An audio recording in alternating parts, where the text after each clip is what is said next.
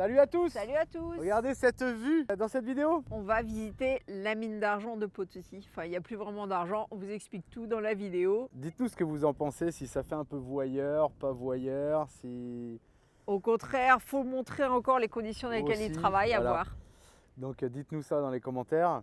Ensuite, bon, on se fait toutes les ferretarias de... Alors c'est des ferretarias spécifiques mineurs. à la mine. Eh, vous allez voir ce qu'on a acheté d'ailleurs, qu'on a toujours dans le camion. Hein.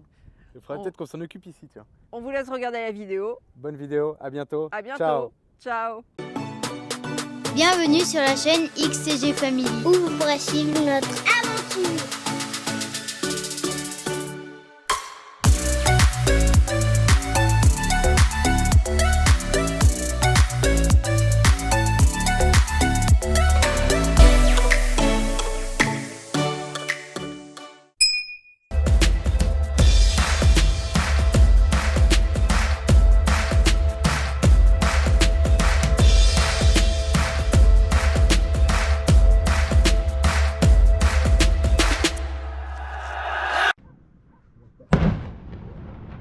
Ça, c'est la mine le matin vers 7 h.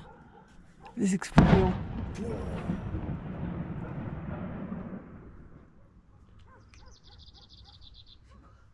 Ça y est, fini? Ouais, on dirait.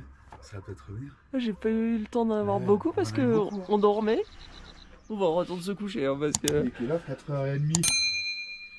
Il est 4h30? Ouais. Ah non, je croyais qu'il était 7 h du mat, moi. Ça pète à la mine.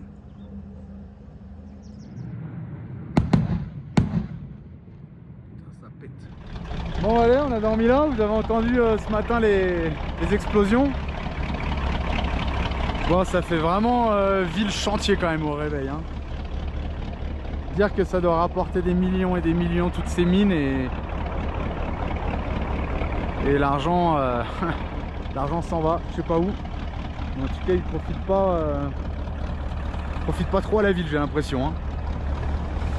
Bon allez, on fait chauffer et direction rendez-vous avec le guide de la mine.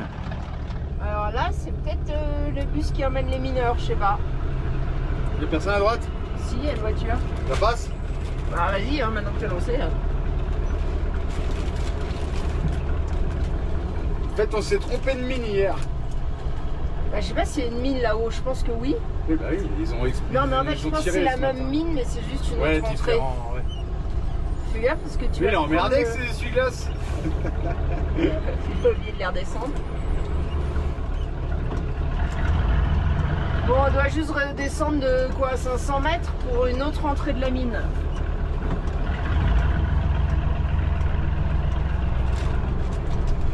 Et ben, content d'avoir eu la Starlink, hein. Parce que là, on était en galère sinon. Hein. Il aurait fallu qu'on trouve de la Wi-Fi quelque Et la part. Wi-Fi. De la Wi-Fi. Parce que y a notre téléphone à Intel, il n'y a rien qui marchait. Pourtant, les autres personnes disent que ça marchait mal, mais ça marchait un peu. Nous, ça marchait pas du tout. Donc, on pouvait pas joindre le guide, se mettre d'accord sur un lieu de rendez-vous, ni rien. Je me demande si la chaîne de maisons, là, c'est pas les maisons de mineurs. Parce qu'elles sont le long de la mine et elles sont toutes pareilles. En France, il y avait des zones comme ça dans les mines au nord avec toutes les maisons identiques. Peut-être que c'est pareil ici, je sais pas. Côté des terrils. Ouais, mais comme il y a du linge pendu, je me dis qu'il doit y avoir des familles qui y vivent. Hein. Bon, alors là, maintenant, la difficulté, c'est que comme on a enlevé la Starlink, eh ben, on n'a plus de téléphone et il faut qu'on croise le guide. Alors, Julien dit, il va nous reconnaître, je sais pas. En tous les cas, la mine, elle est à notre droite. On suit la voiture du guide. Alors finalement, l'entrée de mine où on devait aller, il y a une réunion aujourd'hui. Du coup, on retourne à l'entrée où on était, où on a dormi. Allez. J'imagine on va monter à pied ou en minibus là-haut, je sais pas. Comme les casquettes. Ouais. Sauf que Ça y est, t'es prêt? Prêt. Alex, Viens voir quoi? t'habites à Cap? Ouais. De ma couche. T'as mis une couche? T'as une touche, mon gars?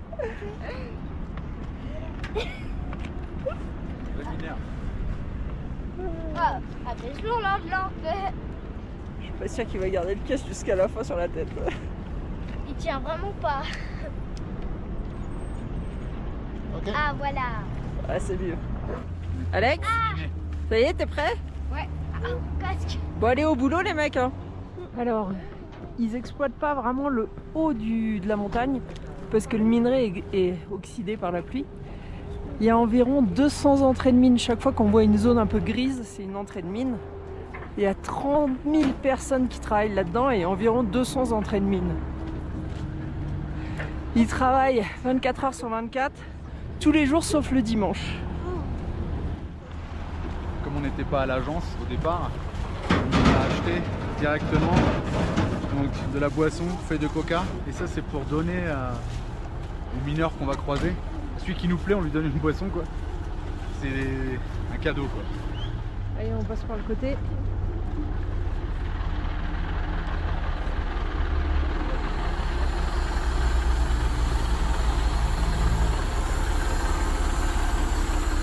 Donc sur la montagne là-bas où on voit des camions et des maisons, c'est à 4400 mètres.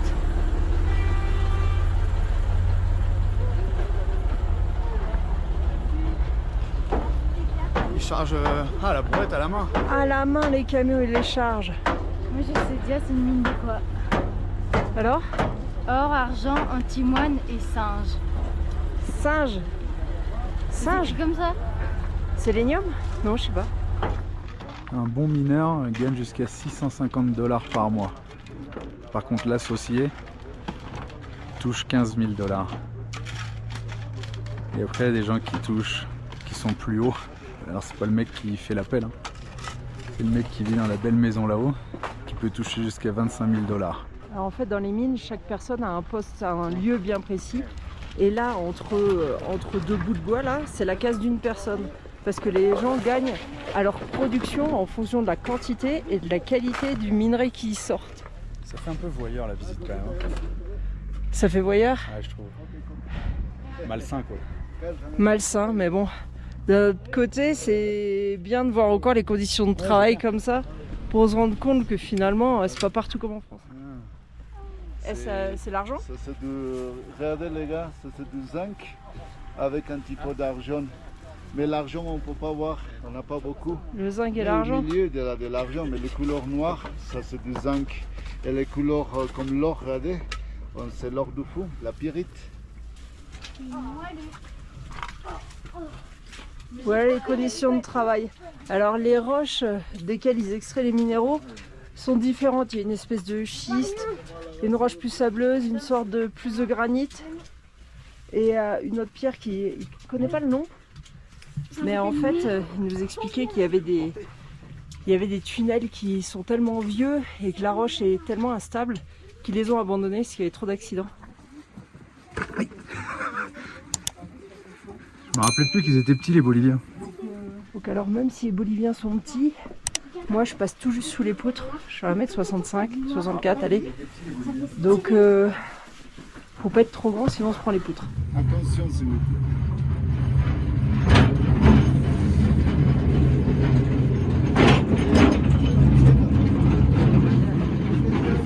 Voilà à quoi servent les cadeaux. Donc voilà, ils se font 150, 300 mètres à pied en poussant le wagon pour aller chercher le minerai. C'est la gadoue.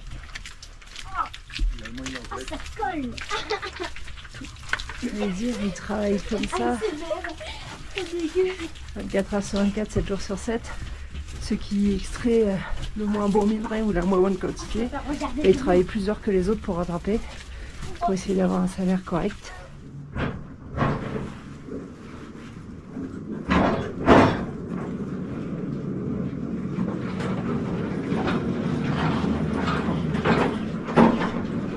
Allons. On passe doucement, ça glisse, attention. On passe doucement. Oh là-bas, il y a un diable.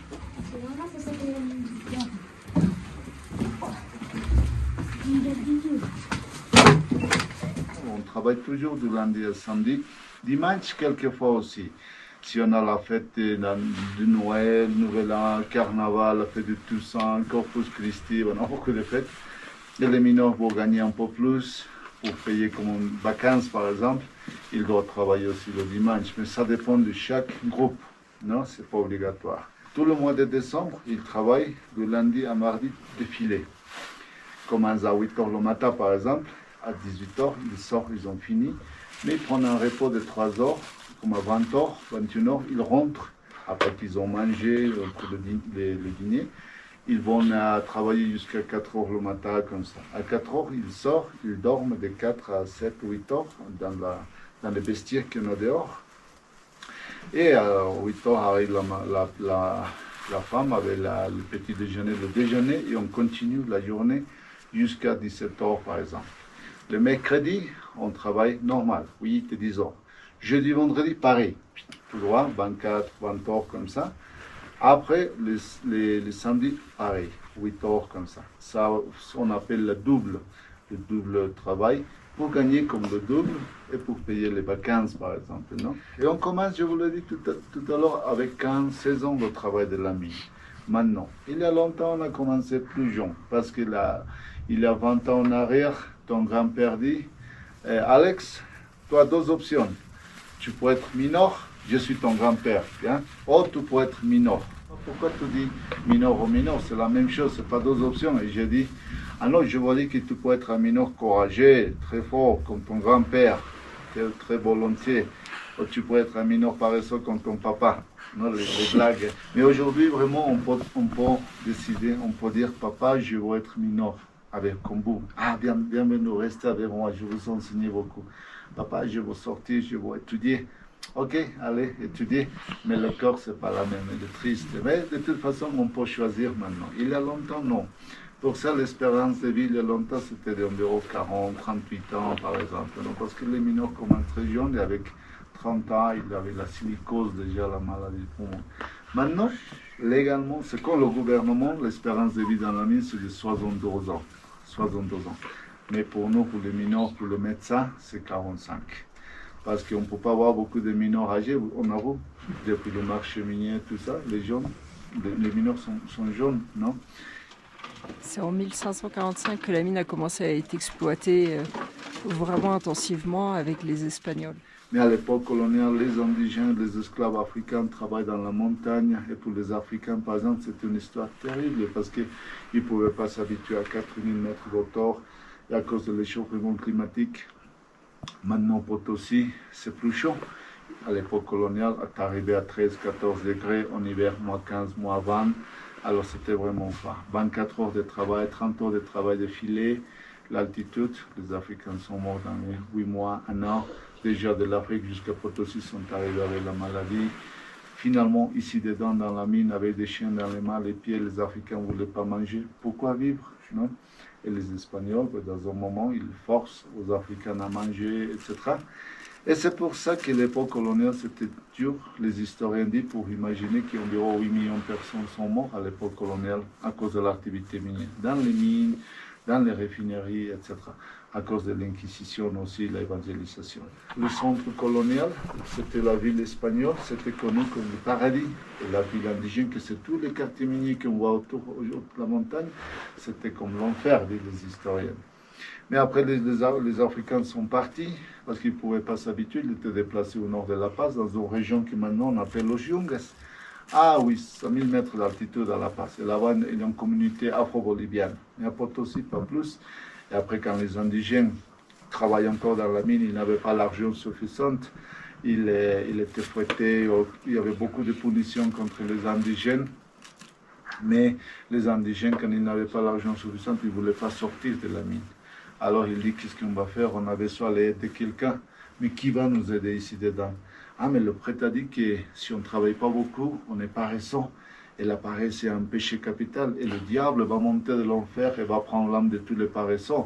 Alors sûrement le diable, comme les patrons ont dit que c'est ici, c'est le propriétaire de la mine et du monde souterrain, de la richesse, on peut négocier avec le diable. C'est pour ça, mes amis, qu'à l'époque coloniale, on s'est créé, pas comme ça maintenant, on s'est créé sous terre. Ils ont organisé un petit hôtel, et ils ont caché les offrandes pour le diable pour demander la richesse. Sous terre, ils ont caché la feuille de coca et la chicha, la boisson à base de la farine de maïs fermenté.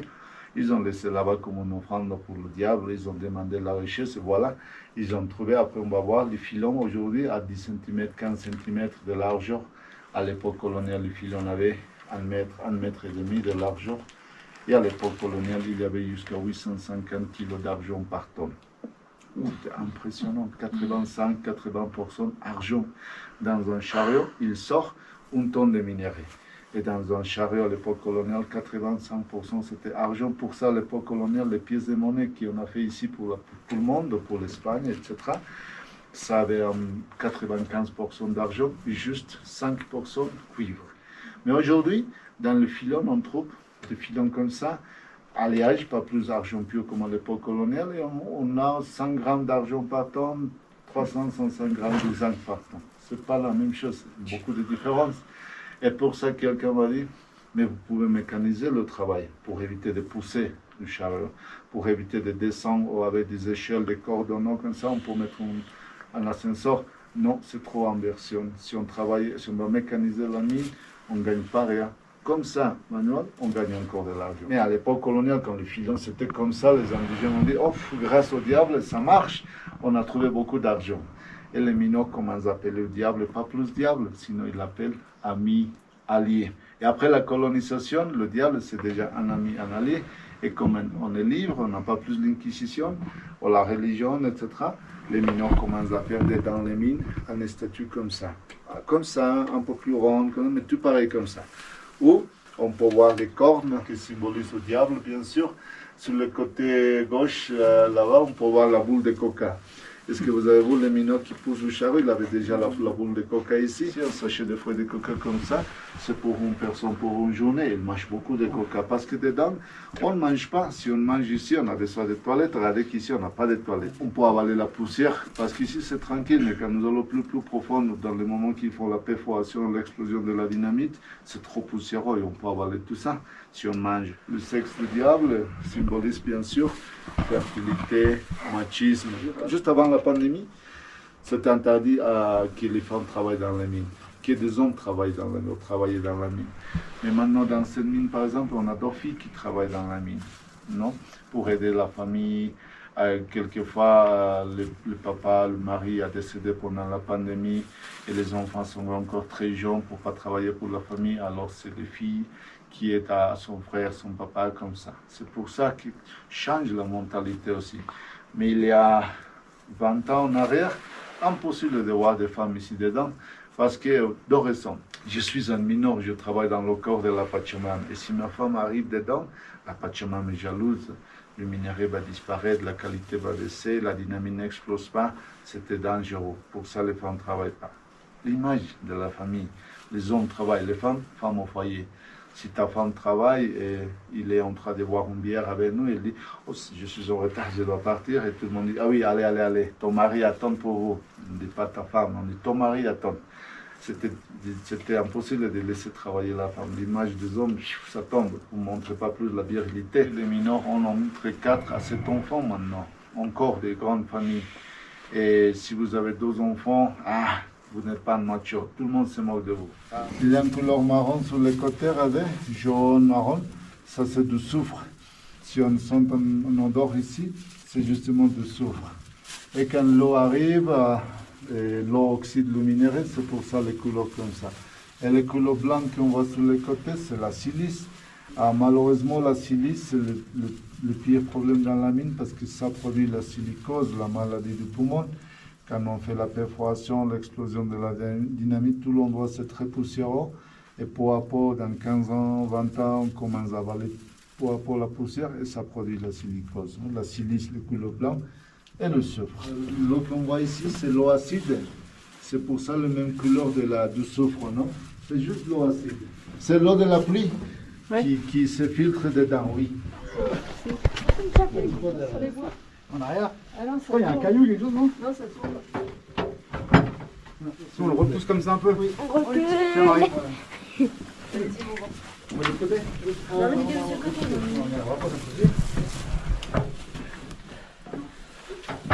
C'est pour nous laisser la place. Le chariot il bloque 1 tonne. Et juste parce que les rails tournent un peu, ça bloque. Tiens, messieurs, je vais les aider. Tiens,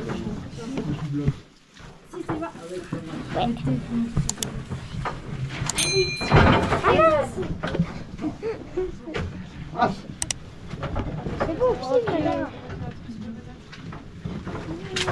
Attention. Je suis très maigre. Ouais. Il est juste là, le chariot. Ok Alex. Ok, on recule, on recule. Ça sera Parfait là-bas. Non? On peut passer par ici. là, parfait. Mon sac il est où? En fait, le chariot était là. Parce que là, on voit, il y a une glissière qui permet de faire descendre les minerais. Une goulotte, ça vient d'au-dessus, le minerai. Il y a 3 heures le matin. Ok, ça glisse par là. Hasta quelle hora? Ils vont sortir à 2 chariots encore. ¿Cuánto tiempo? Para carrito? Pour sortir du chariot, Un chariot, ça prend combien de temps? ça dépend. Ils vont sortir aujourd'hui 11 chariots. Ça fait environ 5 heures de travail. 5 heures de travail. Et ils vont reposer après. Plus tard, ils vont rentrer à nouveau. À la fin, ils vont travailler environ 8 à 10 heures. Les garçons qui travaillent avec le chariot travaillent normalement comme ça, 8 à 10 heures. Il n'est pas tout seul. Non, ils sont 4 personnes. Pour pousser le chariot? Non, 2 personnes poussent. Comme l'autre chariot que nous Ah, avons, 2 sont personnes par qui chariot. poussent le chariot. Et 2 qui Oui. sont au-dessus de nous? Il attend maintenant son collègue qui va arriver pour sortir cette chariot. Et Et ça les- c'est sa trémie à son équipe. Personne d'autre utilise cette trémie là. Non, c'est juste pour l'équipe ici. Je vais vous expliquer là-bas. Et ils sont dans une galerie plus haut. Oui. Et regardez, écoutez, Félix le mineur, il monte c'est par le là. chariot déjà. Là, il va dans la zone d'extraction qui est plus haut.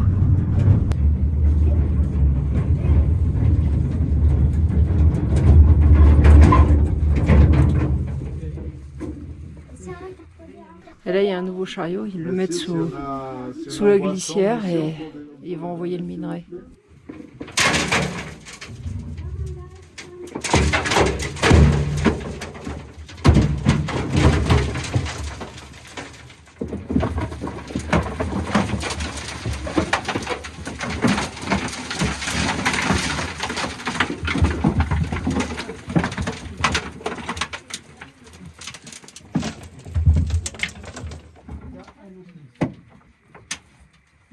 Nous suivons la veine. Regardez les gars ici, mes amis, regardez tout le monde. Ça, c'est le filon du minerai, regardez comme brille. Hein? Tout ça. Par ici, regardez. Voilà. Nous suivons les filons qui toujours viennent du nord au sud. Toujours les filons vont du nord au sud, suivent le magnétisme. Au milieu des filons, on a du fer, par exemple. C'est ça qui suit le magnétisme. Parce que quelqu'un dit, mais l'argent ne suit pas le magnétisme, mais c'est les autres minéraux. Et comme c'est argent, zinc, fer, étain, plomb, antimoine, tout ça, ben on va du nord au sud. Alors, si nous, on est une coopérative, vous êtes 2, 4, 6, 8 par exemple. Vous êtes 8 associés. Normalement, pour organiser une coopérative, on a besoin de 10 associés. 40, 55 associés, etc. Vous êtes 8. Vous allez prendre la concession du gouvernement dans une partie de la montagne. 1 carré, 2 ou 3 carrés. 1 carré, ça veut dire 1000 mètres carrés de concession. Si vous avez 2000 mètres carrés de concession, vous allez partager en 8 et chacun aura 500 mètres carrés comme ça, n'est-ce pas? Alors, on trouve le filon et nous suivons les filons tout droit. Après qu'on avance 50 mètres de profondeur, on commence à diviser la concession. Normalement, dans une coopérative, on travaille à pour tous pour un. Ça, c'est la coopérative. Mais ici, c'est pas vraiment comme ça. Comment on va faire alors? Vous allez diviser. La première partie ici, on va de l'installer, c'est pour vous, madame. Pourquoi il a choisi le premier endroit? Parce que c'est la personne qui investit plus que les autres, par exemple. Oh, finalement, on dit pour le respect qui a organisé la coopérative, c'est lui qui a organisé la coopérative, alors c'est lui qui va choisir le premier endroit. Et comme ça, les plus âgés vont choisir les endroits. Ah oui, à droite, c'est pour moi, à gauche, c'est pour madame, après 15 mètres, 5 mètres, 10 mètres, c'est pour elle, pour vous, comme ça. Après d'ici, là-bas, c'est pour vous. Si vous trouvez du minerai ou pas, c'est ta responsabilité. Mais normalement, les associés sont comme investisseurs maintenant. Ce n'est pas vraiment une coopérative. Et par exemple, vous allez prendre le tunnel ici, et après 20 mètres, vous trouvez un filon. Et vous ne travaillez pas plus là-bas. Vous trouvez des autres groupes de mineurs qui travaillent pour vous. Vous appelez un groupe de mineurs et vous dites Willy, toi en équipe, ah oui, je travaille avec ma famille, mon papa, mes enfants, etc. Oui, d'accord, vous travaillez pour moi? Ah oui, bien sûr. Alors tu vas travailler là-bas dedans, tu vas faire d'autres tunnels par exemple. Willy, vous travaillez avec ton équipe à droite. Et Félix travaille aussi avec son équipe pour vous, mais dans le tunnel à gauche. Vous êtes soudain comme un patron, vous ne travaillez pas plus, vous attendez dehors et nous on travaille. Il faut acheter le matériel, notre propre dynamite, feuilles de coca, les outils, les casques, tout l'équipement, nous on achète pour nous-mêmes. Et quand on produit le minerai à droite, on sort le minerai, on va vous donner le minerai. Et tenez le minerai, ça c'est la production de 2 semaines ou 3 semaines. Ok? Entre les deux, entre le chef de groupe, que c'est Willy et vous, Florian, on vend le minerai aux intermédiaires, non? Et après on partage l'argent, 50% de toute cette production c'est pour vous, 50% pour nous. Et nous, les 50%, on va partager ce qu'on la catégorie, non? En fonction de leur ancienneté. Ok? Après, vous avez 2 groupes qui travaillent pour vous, vous allez gagner 2 fois 50%. Non, sans travailler, parce que vous êtes un investisseur finalement. Dans le tunnel à droite à gauche, mais dans le 12e étage un tunnel, dans un 3e étage un tunnel, dans un 4e étage un tunnel, et là, 4 groupes qui travaillent pour elle. Elle va gagner plus que lui, 4 fois 50%, mais les mineurs gagnent juste à la production. S'ils ne trouvent pas rien, ils gagnent pas rien. Si ça c'est le filon, et on va de l'est à l'ouest pour trouver un 2e filon, un 3e, un 4e, et nous suivons le filon. Pour l'expérience, on connaît déjà combien de mètres on peut laisser entre le 12e et le 3e étage, entre le 4e étage. Normalement, on laisse comme à 3 mètres, 5 mètres, etc. Par exemple, ça c'est le filon. Ici, n'est-ce pas, tout ça c'est le filon. Tout ça. C'est un filon d'argent et zinc. Mais ça, on ne travaille pas plus. Parce qu'en haut, il y a un 12e étage. C'est par ici que descend le matériel, par exemple, le minerai au chariot. C'est-à-dire que ça, c'est les ponts de sécurité, c'est la plateforme qui va soutenir le 12e étage, plateforme, 3e étage, et les minerais qui restent ici, ça reste comme ça. Mais pour ça, c'est babiller avec des bottes coquées.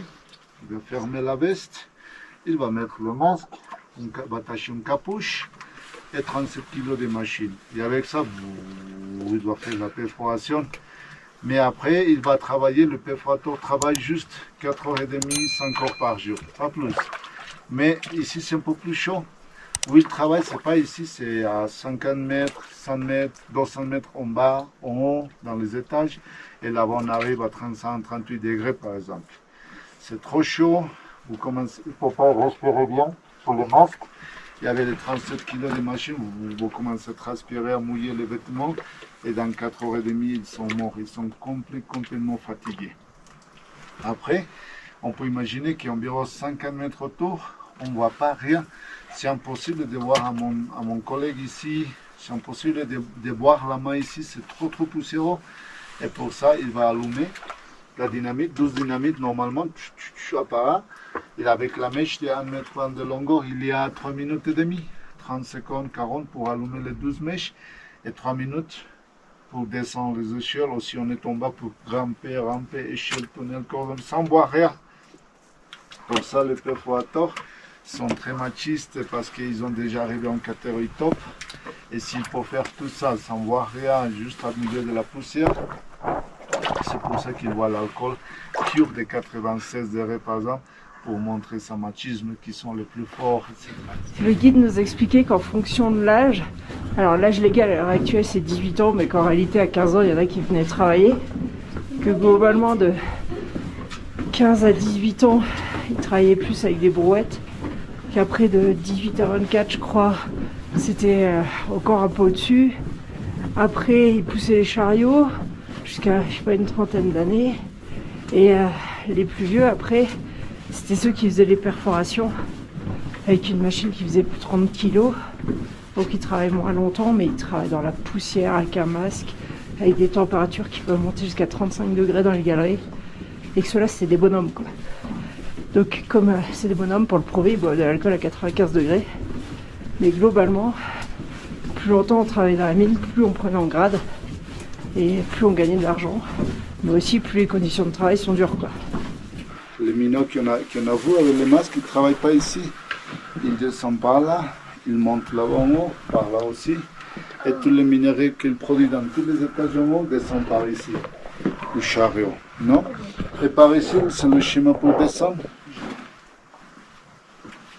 Ils descendent par là. Avec des échelles, ils descendent par là. Il y a un treuil électrique. Quand on va sortir, juste avant de sortir, je vais vous montrer. On travaille aussi encore aujourd'hui avec des treuils manuels, mais ici, on travaille en treuil électrique. 18 mètres en haut ou 15 mètres en haut, il y a un treuil électrique. Le trou électrique, on voit un câble qui descend au fond, parce que ici, le trou a une profondeur comme ça, de 150 mètres de profondeur. Le trou va unir tous les étages en bas.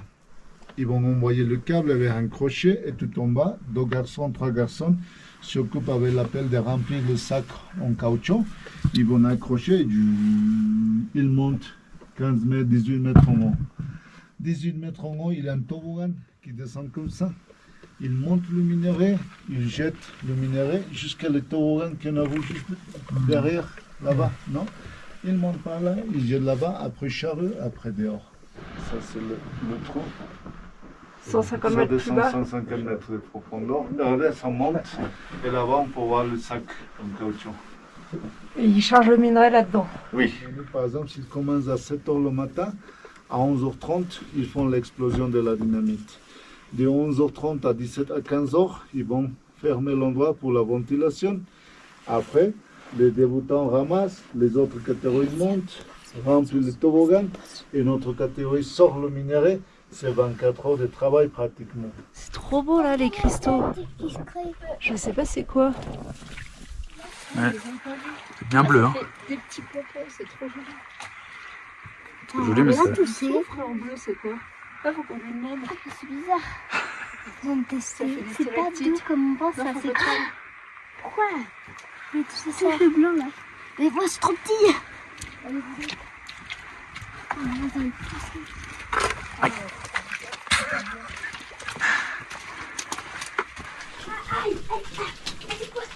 Attention à la tête. Ah, il y a des gouttes d'eau. Ouais, on a dû prendre une autre galerie là. Ouais, je crois. C'est un coup à se perdre ici. Hein. Grave. Il a dit qu'il y avait peut-être 40% des galeries qui étaient connues et 60%, bah, ceux qui travaillent les connaissent, mais sinon il n'y a pas de carte, il n'y a rien. La pluie après infiltration, elle passe dans les minéraux présents. Ça devient de l'eau acide, pH 3,4. Et la couleur orange, bah, c'est dû à l'oxydation du fer principalement. Ça cogne la cabesse, hein? Ah, elle disait que les vols ça arrivait. Alors pas dans les filons secondaires comme ici. Parce que là il y a très peu de grammes d'or, genre même pas 500 grammes d'argent pardon, par wagon, par tonne. Mais quand c'est sur des filons principaux, il faut reconcentrer en argent. Déjà il les trimballait pas en wagon, il chargeait ça, le minerai dans des sacs et il les cache dans les galeries et ils les sortent peut-être une fois par semaine pour se faire payer dans des sacs.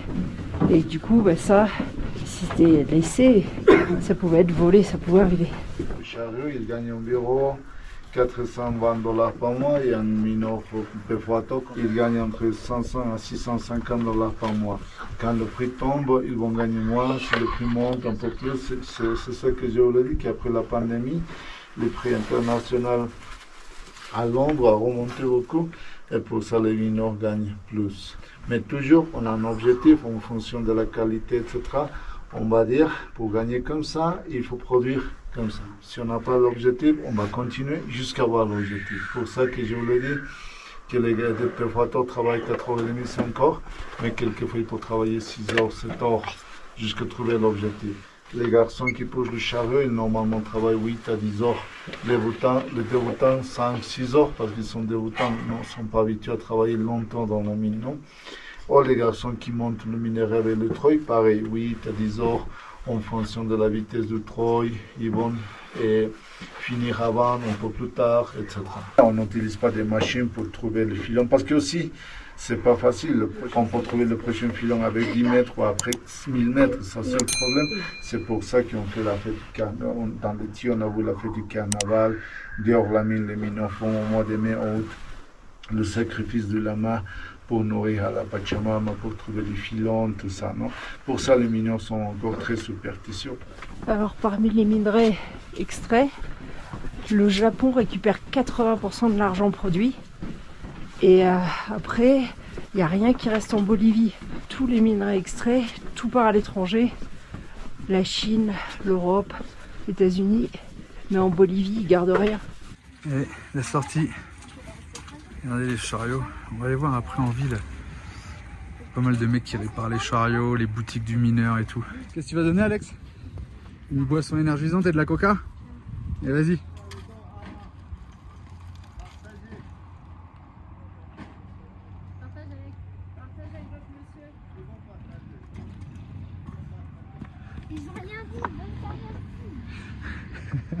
Les gens assis là derrière, c'est de la famille qui habite par là.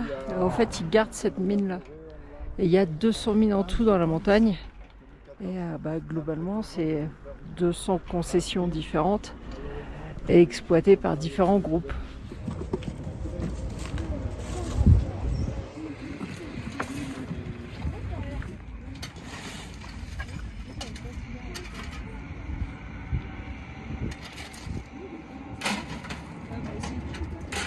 Il y en a qui sont mieux équipés au niveau des trémies de chargement en fait, ils ne chargent pas la boîte.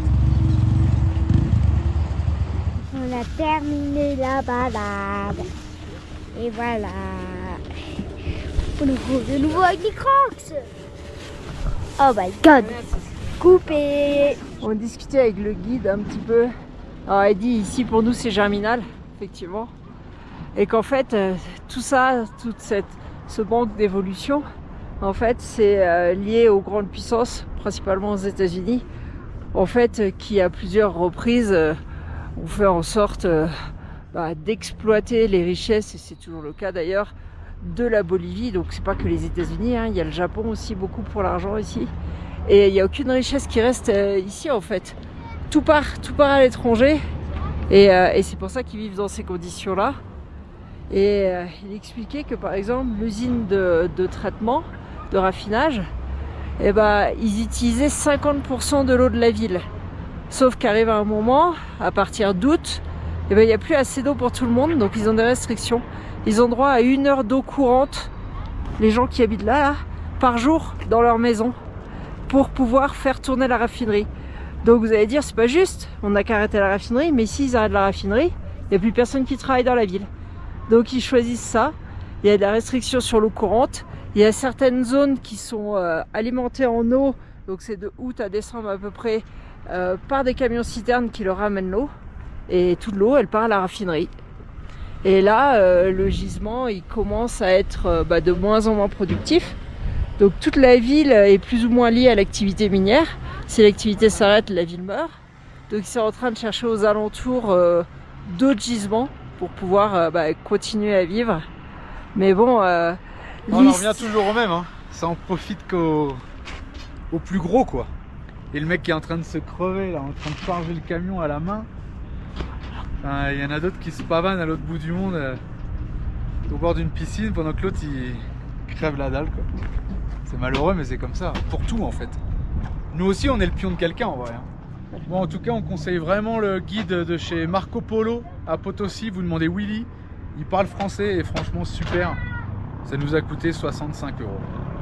Avec les offrandes aux gars, les cadeaux aux gars. Alors, je suis vraiment pas bonne en histoire. D'ailleurs, on m'en a fait la réflexion dans les commentaires.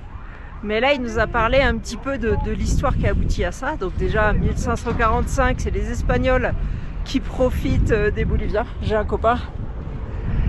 Et après, en fait, ça a fait que s'enchaîner. Les Boliviens ont été finalement exploités au fur et à mesure par toutes les grandes puissances.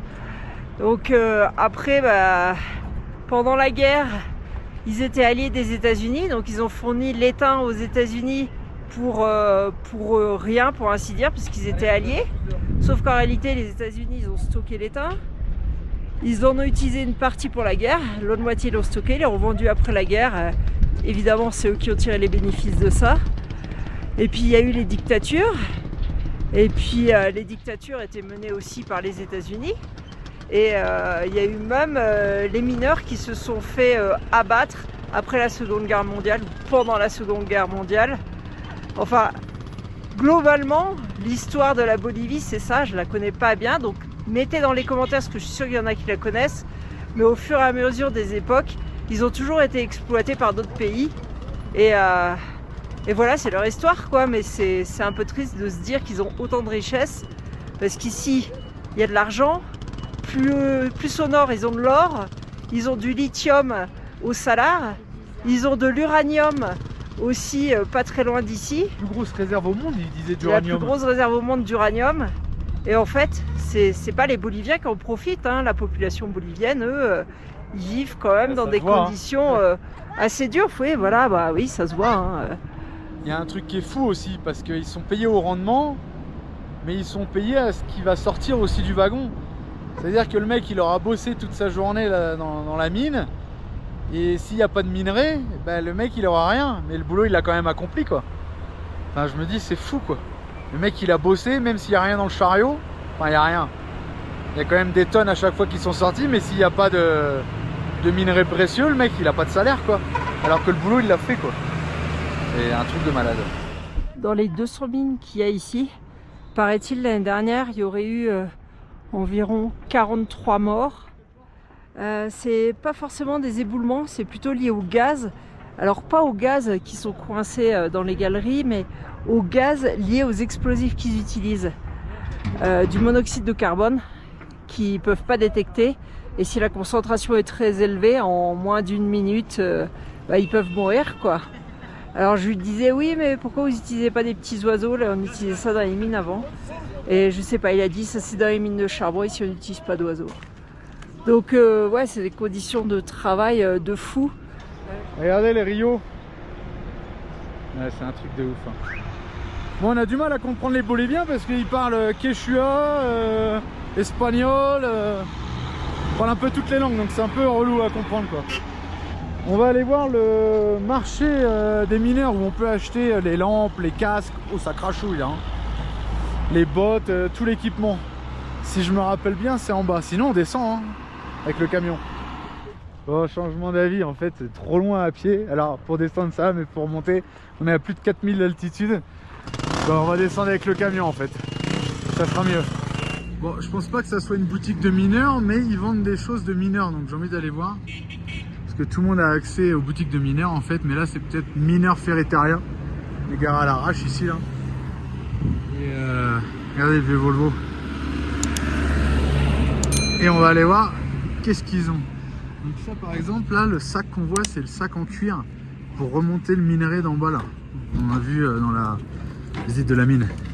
Et ils ont les casques, les masques, les cartouches. Putain, et du 3M, hein. J'ai vu personne dans la mine avec du 3M. Hein. Ça doit être l'ingénieur quand il va faire une visite. Ah, les lampes avec batterie. Les raccords, tout. Bon allez, moi il me faut une massette. Bon, on a vu que les mômes avaient perdu ma belle massette Le Borgne. J'ai acheté une massette de mineur. 2 kilos. Allez, maintenant on a une massette impeccable. On va payer. Bon, on a trouvé de la dynamite. C'est... Et con la mecha, me la hace, por favor. Voilà comment c'est assez. Non, menos, non? Si, bueno, ok.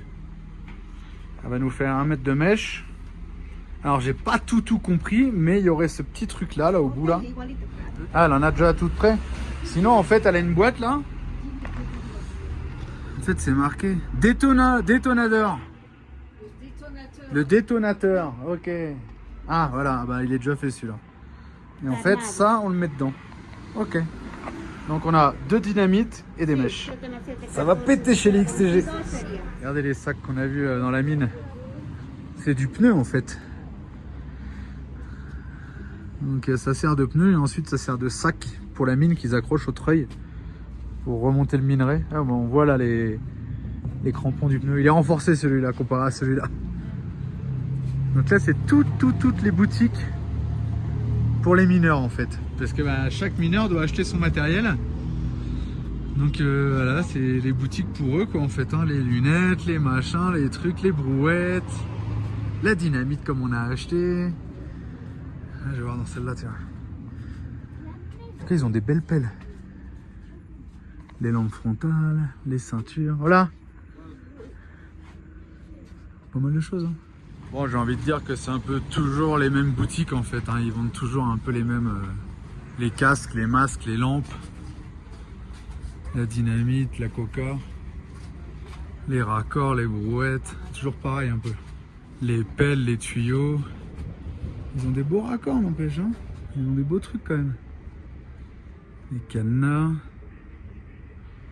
Putain, les poulies de mouflage là c'est que 2 tonnes mais ça vaut 15 balles quoi, c'est pas cher. Et plus haut il y a les soudeurs, les mecs qui réparent les chariots et tout j'ai vu. Je sais pas si on ira jusqu'ici à pied. Là on est dans une ferreteria un peu plus grosse, les treuils là, pour remonter les sacs. Les motopompes Honda. Groupe électrogène faux Honda. Ça je sais pas trop à quoi ça sert. Faire une tranchée quoi mais... Ah non ça c'est un chenillard, il y a une charrue derrière. Ah c'est rigolo. Ouais, des belles mèches Bosch pour mettre la dynamite.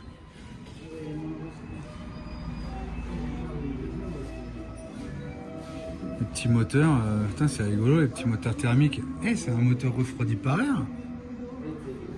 Regardez le démarreur sur la couronne là. Eh c'est un moteur refroidi par air. Je sais pas ce que c'est la marque du coup. Change MFA. Je sais pas trop. On dirait un avant de tracteur de John Deere. Regardez les pompes énormes. Pompe de puits. Ça aurait été bien ça pour nous, mais à mon avis celle-là elle est lourde. Hein. C'est en fonte. Oh la vache, laisse tomber. Et là on a les soudeurs qui réparent les wagons. Ça a l'air d'être une espèce de trémie. Peut-être un vibreur. Les ressorts là dans le trou là. Un crible, un vibreur, ouais. Ah ouais, là ça soude, ça répare.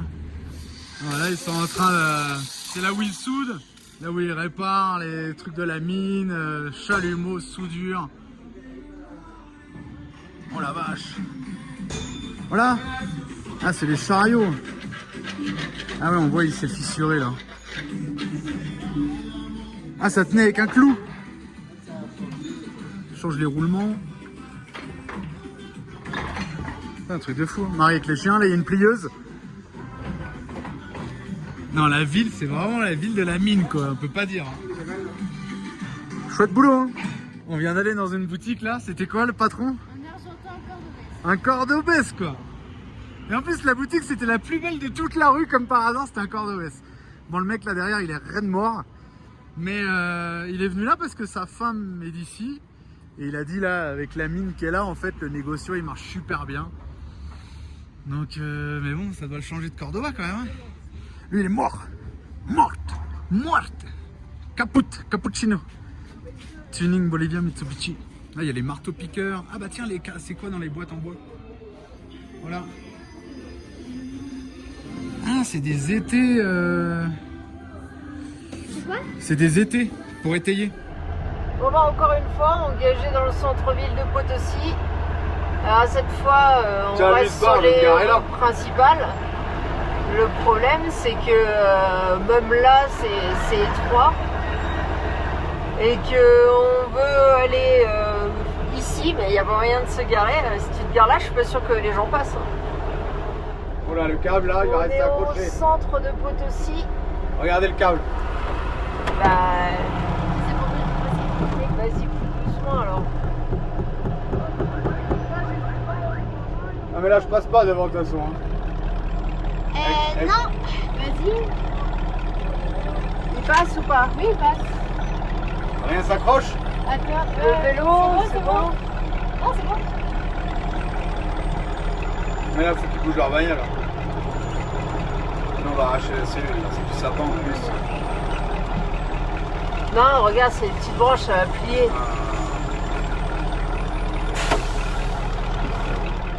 Bon, allez, je vois de la circulation en ville, donc on va aller se garer sur un parking extérieur comme on aurait dû le faire dès le début. Bon alors les enfants, on va où? Un magasin de Intel. On a pris le bus. Tranquille. Moi on n'a pas traîné pour prendre le bus, ça a été vite. Regardez, il y a même des petits sièges au milieu et tout. C'est bien hein? Allez, on part, la porte ouverte, les gens debout, tranquille. Regardez à Potosi, pour faire traverser les enfants, ils mettent des mascottes. Partout. À chaque, comment on dit, passage piéton, ils mettent des mascottes pour faire traverser les enfants, trop bien. Bon allez, on va essayer de trouver Intel. Bon, on a été chez Intel. Franchement, le gars, super sympa. Il nous a réglé... Combien de temps? Une minute, allez. Une minute, il nous a remis le téléphone en route. Problème de configuration. J'ai récupéré mes gigas et on a du réseau à Potosi. Putain. Parce que... On se travaille pas avec la Starlink dans la rue, quoi. Ouais, c'est ça, ouais. Là, c'est bien d'avoir un peu de réseau, un peu... Voilà, quoi. Tu veux regarder un truc, un plan Google... Bon bah c'est cool, on a du crédit, c'est reparti. Alors on se fait un petit tour dans un petit mercado central. Ah, j'ai envie de dire, c'est un peu toujours pareil en fait. Tout est rassemblé un peu au même endroit. C'est pour faire le blush les filles. Regardez le téléphone là, il y a un mec qui passe, il pourrait le prendre et non, un iPhone en plus. C'est pas un iPhone? Non, c'est pas reconnaître alors que non. Ah, les cuillères en bois. Ah, c'est des trucs en terre cuite là. Ah, et ça, c'est des trucs séchés. Ah, on va monter. Ça, on va avoir une vue d'ensemble. On sait ce qu'il y a. Ah, bah, c'est les fringues là. Ah, des couturières. Ça, c'est trop bien. Je sais pas si je vous ai dit, on a refait la sacoche du drone par une couturière. Pour l'instant, nickel. Donc là, on peut manger. Ouais, c'est bien ça. Hein. Moi, j'adore manger dans les trucs comme ça. On est dans le vrai, quoi. Mais on pourra pas manger là parce que maman ce soir elle veut. Poulet roast. Elle veut du KFC, Marie. Non, je rigole. J'aime pas KFC, mais alors. Ouais, le poulet broster il est bon. D'ici, Ici c'est plus riz, soupe. Ouais, c'est le 4h là en ce moment. Les petits gâteaux, le thé. C'est trop bien cette ambiance. Enfin, cette ambiance c'est tranquille, mais toutes ces petites boutiques et tout, regardez là. La dame elle vient faire raccourcir son pantalon. Pendant que la petite a boit un thé. Là il y a un gars qui a refait les clés. Ah bah là il est là. Ah là-bas, Repuesto, pièce de rechange de machine, à café et tout. À gauche, ça ici. Là, on dirait qu'il y a des pièces de rechange. Mais c'est ça, regardez.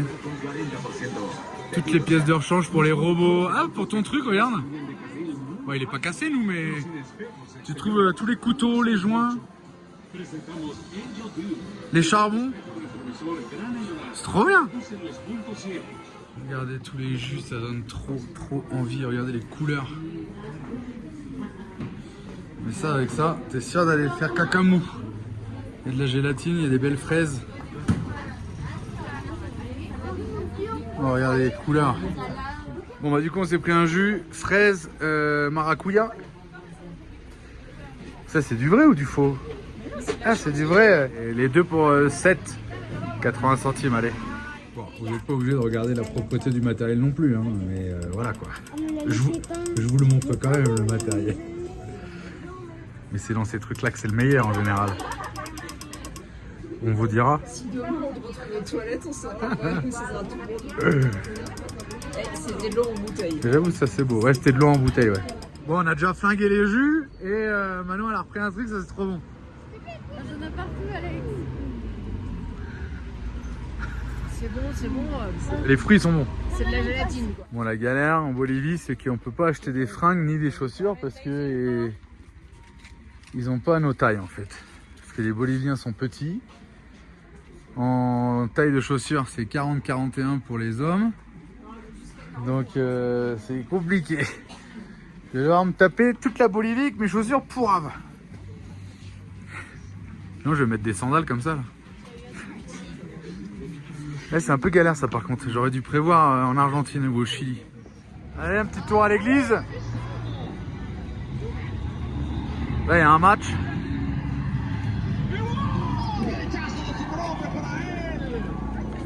Elle a l'air d'être mignonne la petite église là. Là il y a plein de baby-foot et tout à l'heure aussi. Couvert et tout. Kiffe le baby-foot ici. Alors pourquoi il y a beaucoup de déchets en Bolivie par terre? Il n'y a pas de poubelle, ça fait une demi-heure que je me trimballe ça dans le centre-ville. Et là il y en a une, elle est pleine. Voilà pourquoi tout traîne par terre. Ah, c'est une fausse excuse en vrai. Encore des baby-foot. Et regardez, ils sont tous avec l'uniforme de l'école, ils sortent de l'école. Et les jeunes, ils se font des baby-foot, tranquille. C'est trop bien. Alors, cette petite église. Ouh, en tout cas, elle est bien illuminée là-haut. Ah, là-bas, ça danse. Non, par contre, elle est fermée. Regardez bien un peu les jeunes, c'est trop stylé quoi. La petite cravate, l'uniforme, les petites chaussures bien cirées. Tout à l'heure il y avait un jeune avec un instrument de musique là. Il parlait de remettre l'uniforme en France. Pour moi ça serait pas une mauvaise chose que c'est clair. Ça fait classe. Ça fait classe ouais. Et puis ouais, ça fait pas bazar quoi. Ça fait jeune sérieux. Ouais, ça fait sérieux. Regardez là les filles là. Avec la petite jupe blanche là. Trop bien. Bon, on va essayer d'aller au Mercado Central. Alors regardez, ils reviennent avec leurs ateliers. Regardez la cravate, les costards. Excellent. Là-bas les filles avec les petites jupes grises. Attention. Obstacle. On est passé là, on a arraché la banderole. Je sais pas si vous voyez, il y a du scotch là. Ils l'ont réparé. Ah, les Français, toujours en train de tout péter. Allez, on va direction Mercado Central. Cabine téléphonique. Ah,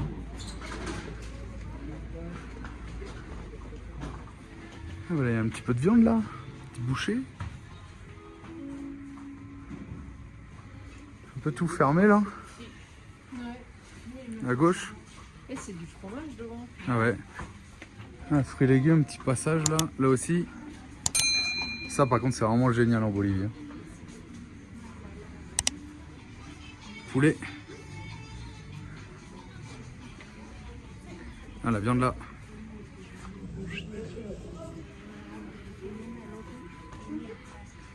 Ouh, qu'est-ce que c'est ça? Il y a de la langue. Il y a des pâtes. Ah, c'est de la langue. La langue de bœuf. Fais-lui un bisou. Alors je comprends pas, ils ont tous, beaucoup ont le masque en Bolivie, c'est un truc de malade. Tuning, toujours tuning. On peut aller voir le magasin en face. Allez si tu veux. Bon alors là j'ai l'impression que c'est pour manger. Il va falloir qu'on cherche pour manger, parce qu'ici ils mangent de bonheur. Hein. Ça change de l'Argentine où on mange à 23 h. Oh ça sent trop bon. Bah dis-toi que c'est la même viande que tu as vu dans le Mercado Central dans tous les cas. Hein. Maintenant on préfère prendre du poulet. Quoique la petite viande elle est bonne là non? Ça a l'air d'être super. Ouais grave. Maintenant c'était quoi sur le barbecue du coup? Du cœur de vache. Cœur de vache mais l'odeur était bonne. Oui. Maintenant va falloir qu'on goûte mais là on est parti sur un poulet. Je goûterai bien un autre jour. Le midi tu sais tu te prends une petite barquette de cœur de vache tu sais tu te balades comme ça. Non 7. Et il faut qu'on trouve le poulet du coup, mais là on n'est pas dans... Faut qu'on cherche ailleurs. Ce que je trouve bien c'est que là on est au rayon éclairage, électricité, il y a les rayons bouffe, il y a les rayons peinture, enfin, les quartiers. Pas des rayons, des quartiers carrément et ça je trouve ça trop bien. Parce que tu cherches un truc, tu vas dans la rue et t'as tout électricité ou t'as tout peinture ou t'as tout... voilà quoi. Ça c'est cool. Ouh bah là regardez, il y a... tout un tas de trucs, on va aller faire un tour dedans, on va. Bon alors du coup on va manger un poulet frit. Et puis on a demandé l'accompagnement, il nous a dit soupe, et je lui ai dit avec des frites ça peut être possible. Et il a dit bah oui. Mais en fait ils nous mettent les frites dans la soupe. Putain mais mets-moi les frites avec le poulet, mets-moi pas les frites avec la soupe. Oh putain, c'est comme dans le film Les bronzés font du ski, quoi, tu vois. C'est le même jeu.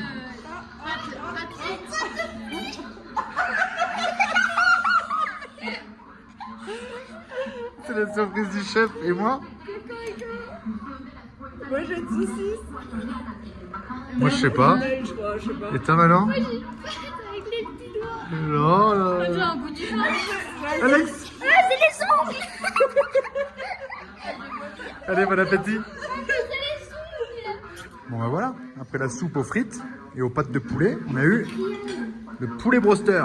Les frites ont le goût de sucré. Les frites ont le goût d'huile cramée, quoi. Voilà. Allez, bon appétit. Bon ben voilà, on a mangé là. Combien ça coûtait pour ce snack? 8 € avec de la boisson. Et là, Bosch commercial. Allez, on retourne au camion. Du coup, on y va à pied, on économise un taxi. Regardez les petits jeunes avec leur trompette. Trop bien. Ciao les bus. Regardez, avec échappement à l'arrière et tout, cheminée. Attention, il y a un bus qui arrive derrière. C'est bon. Toujours tout droit. Statue de mineur. Ça sent l'assado. Ouais, ça sent l'assado, ouais, grave. Regarde la dame, elle a le jus à emporter dans sa main. Là, l'assado, mange bouffe de rue. Ah, c'est le cœur, ouais. Ça sent bon. Allez. 4 km. Je sais pas, j'ai pas regardé. Regardez les boîtes de dérivation en Bolivie. Une bouteille à l'envers et puis ça fait l'affaire, hein. La connexion elle est là-haut. La popo, la police. Non, GOE. Intendencia, c'est, je sais pas, truc de la municipalité. J'ai filmé parce qu'on voit pas beaucoup de police en fait, hein. C'est impressionnant. Alors qu'en Argentine. En Argentine, il y en a partout. Trop, mais partout, ouais. Regardez les teillages, c'est la forêt amazonienne. Et regardez, c'est que du bois partout. Imaginez le nombre de bouts de bois qu'il y a. Impressionnant, hein. Allez, on arrive au parking qui est fermé, trop bien. Il est fermé. Mais j'ai trop envie de faire pipi. Et ben on va se On n'a calmer. même pas été là, il y a plein de trucs là. Qu'est-ce qu'il y a là? Qu'est-ce qu'il y a? Ouais, comme d'hab. Bon, allez, on rentre. Il est 21h pile. C'est sûr que ça pouvait pas 21h. On va ouvrir.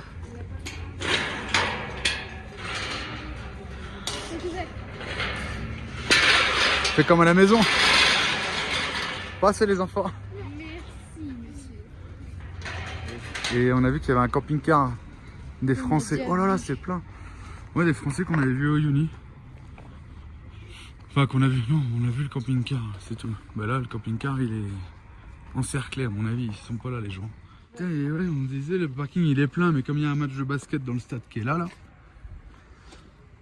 c'est peut-être ça, il y a le camping-car. Et le camion, il est là-bas. Tranquille. Et ben voilà, on va terminer cette journée là-dessus. Un petit café, un petit thé à la menthe. Ah, faut de la menthe. Ah, spectaculaire. Et puis, bah demain pour une nouvelle journée. Ciao. Ciao. En attendant la prochaine vidéo, vous pouvez aussi nous suivre sur Instagram et Facebook. Ciao.